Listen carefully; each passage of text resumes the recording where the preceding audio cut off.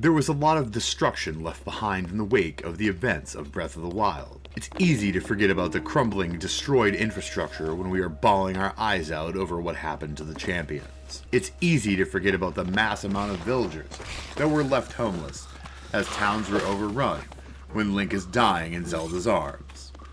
Unfortunately, Zelda's newfound powers do not include anything in the architectural, civil engineering, or construction fields.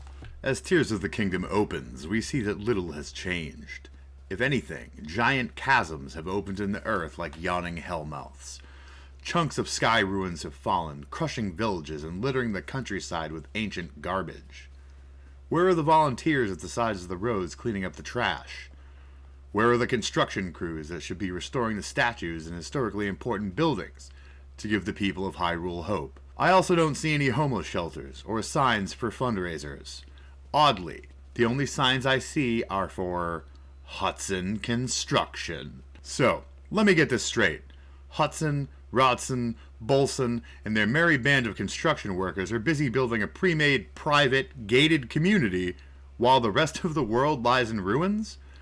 They are building Link a country estate of his own while the castle itself sits in tatters. Somebody needs to get their priorities straight here.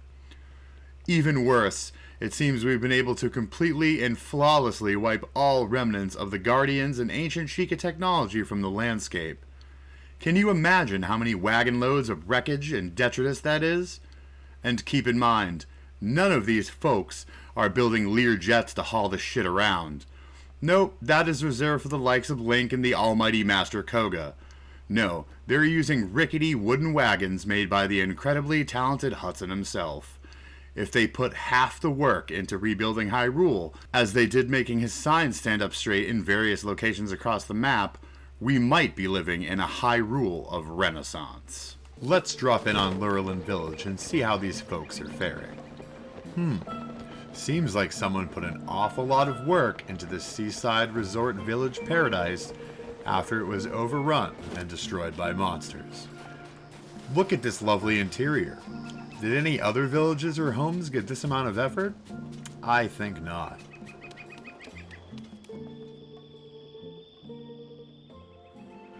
Oh look, it's Bolson himself. Let's go have a chat and see if he has any intention of putting in some work for the less touristy areas of Hyrule. Wait, he wants to have a race? Develop new vehicles for leisure? He wants the Hudson construction folks to help? Gee golly, let's get right on that. But first, maybe we'll see what sort of other amenities Lurelin is offering. Oh, look at this. Outdoor dining at its finest. A seaside view while you gobble down crab legs and shrimp, as the rest of Hyrule lies in ruins, as other people starve. Hell, I think they're even resorting to roasting up bokoblins they defeat. What an incredible kingdom. What other fine establishments exist in the one town we put an effort into saving? Oh look, a gambling den. Here we take our chances at choosing a chest to win marvelous prizes. I wonder if one of them is a sense of dignity. Oh, it's a Lionel horn. Even better.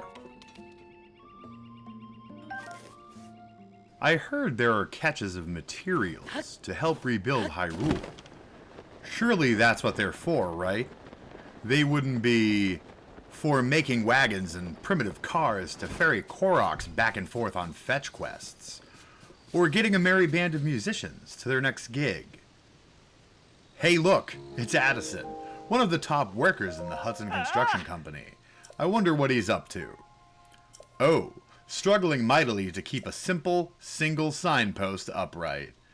And said signpost is advertising for the pre-made condominium complex that seems to be all Hudson Construction cares about working on. God damn.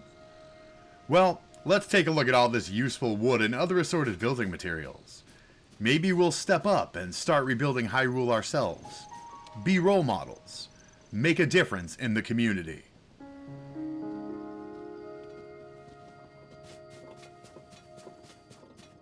Look! Pterodactyls!